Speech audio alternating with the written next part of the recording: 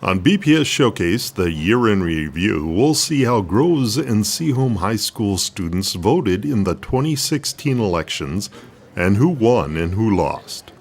We'll talk with two STEM teachers from Groves High School about how our high school students got involved in a tiny homes project going on in the city of Detroit. And we'll visit Birmingham Covington School to view two unique classroom science projects. This and more on BPS Showcase Year in Review.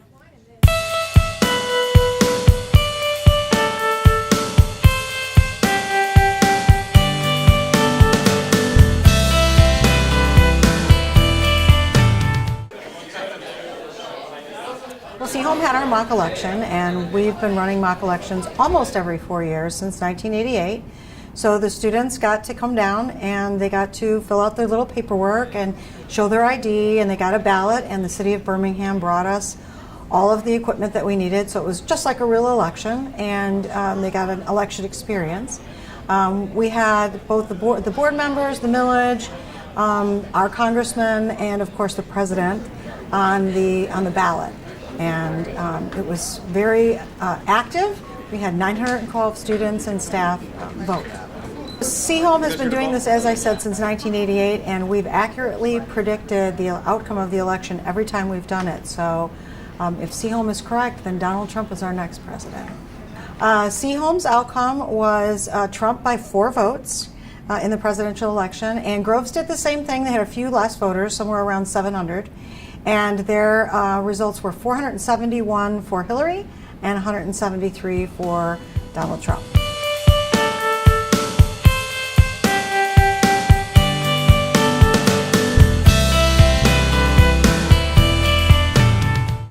I created a partnership with Cass Community Services, which is in Detroit, and I created the partnership because I actually saw a video online about the tiny house project. And I spoke to Rosa Everett about how important I thought it would be to have architecture students to learn a little bit more about building tiny houses in comparison to building regular houses. So talking to Reverend Flowers downtown, she told me a little bit more about the project and how they serve the community. My hopes and dreams for the project is I hope that we can get kids from Groves and Seaholm to raise money to create our own tiny house and look for different suppliers and look for different manufacturers to help donate money so that we could have a house that we work on down there to build with Cass Community. We had the opportunity to take roughly 40 students down to Cass Community, more specifically to Green Industries, where they were involved in 3 different community service activities. One was creating mud mats out of recycled tires that have been found in the streets of Detroit. And then in that same company making flip-flops for people. Some students actually worked down in the recycling center where it was more than just recycling paper that companies were getting ready to throw away. Instead, some students were involved in actually riding bikes to generate the energy necessary to actually get the paper shredding happening. They were taken aback by it. You know, we're so used to every day just having electricity and having energy, having heat. So to really put forth some effort into creating that made such a big difference for some of those students. And knowing that they had a part of recycling and a part of helping this community. The third opportunity that students had was making lunch for what turns out to be an average of 30,000 people a month. They worked in the kitchen making hash browns and strawberry salad, cutting up fruit, peeling potatoes. One young lady said to me, she says, you know, every day I work in a kitchen, and I work in a kitchen to make money for myself. And this is the first time, she says, I was able to give someone else lunch. You know, the students here at Groves and at Seaholm were so humbled by such an experience to be able to help hundreds of people that they don't know, and people who they want to go back and help. They are excited about the tiny house initiative that Cass Community has put forth, and being part of an architecture class, they are the future. They're the future of helping design future homes, tiny houses that can provide homes for those who can't afford it. They're very excited. They were very humbled. I was honored as a teacher to watch my students take so much pride in being part of something bigger. We're building a community, and that's very, very important by architecture students. We put in over $10 million in this building, rehabbing it. It probably would have been cheaper for us to tear it down, but we wanted to keep a part of Detroit. Someone's going to have to. And those apartments in there are permanent supportive housing. It may not sound like much to you, but if you've been on the street, it means everything to have a place you can call home forever. But the tiny homes is something else. We love apartment buildings, but imagine to have your own home, with your own deck, with your own barbecue. This goes so far over your head, you looked at me like you're deer in the headlights. Let me put it down to reality a little bit. Folks that come to our facility, guys, you'll be lucky to come here. We're the only one in Detroit that'll take guys who are 12 years old. Over 12 years old, you get separated from your mom. Life's tough enough already. Guys, when you go to most of the facilities around Detroit here, the emergency shelters, and gals, you're allowed 2 bags, 2 garbage bags. Think about it, would you? All of a sudden, you can put 2 bags, all you own, everything. And please don't think you're going to be putting in your iPads and whatever thing, because you don't own those. Those aren't even in the picture. I'm talking about clothes. What shoes? Your whole big set of Nikes aren't going to fit in that bag. And I'll tell you just one more story of how important it is to have home. You take it for granted. I take it for granted. You have a refrigerator that you open up and grab something. Imagine you didn't have a refrigerator. You have a bed you're going to lay down on. You're going to have a nice big TV you're going to turn on. There was a woman here just a few years ago. Her children were 4 years old and 3 years old. She finally made it through our program, right?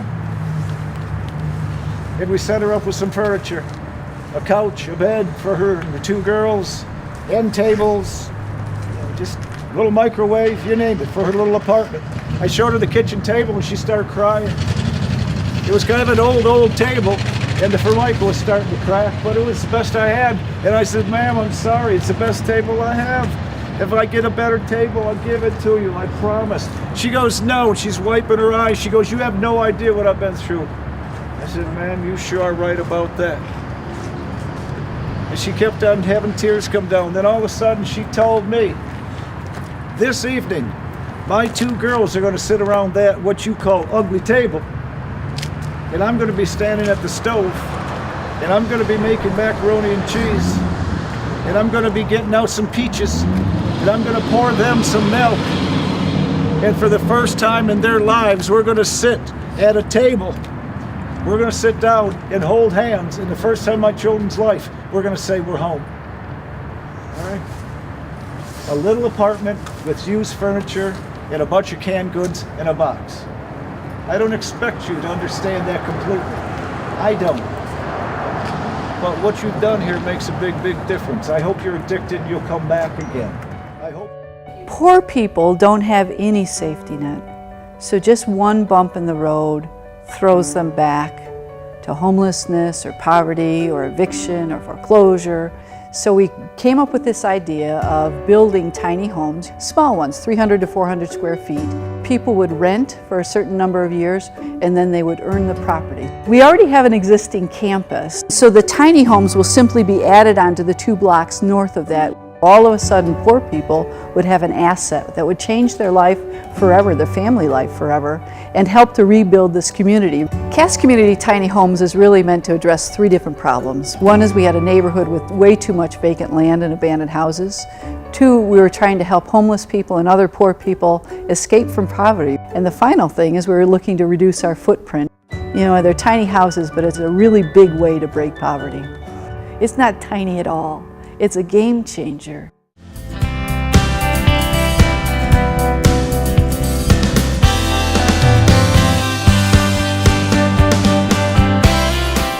at BCS in 5th and 6th grade, we have a class called Science Literacy, and part of that is the children learning about different science pieces. And so we had a parent who said he had a bunch of apples at his house, and he came in and showed the kids how to make homemade apple cider. So when we all went together in the science lab, he brought out all these huge pieces. He and his brother had built this apple cider machine. And so the kids watched him put it all together. It was this big wooden contraption with the big screw on it and containers, where the apples went in. And so the kids were able to help with washing the apples, throwing them in the container, squeezing all of the apples down to a pulp, and then they got homemade apple cider, and then they put it all in bottles and containers, and all of them got to take some home.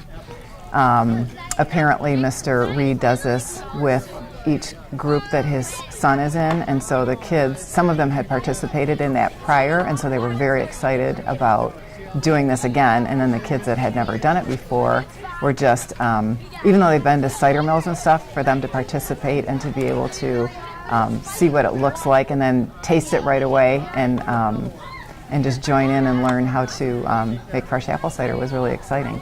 It was very sweet, it was fresh. Some of the kids had not had apple cider before, so they were excited to taste it for the first time and know that it was just, apples that were not processed or anything, and so it was really fun for them to experience that. How does it taste? That tastes amazing. Oh my gosh. Is it real sweet? It's sweet and tangy and sour. Yeah, okay. Very good.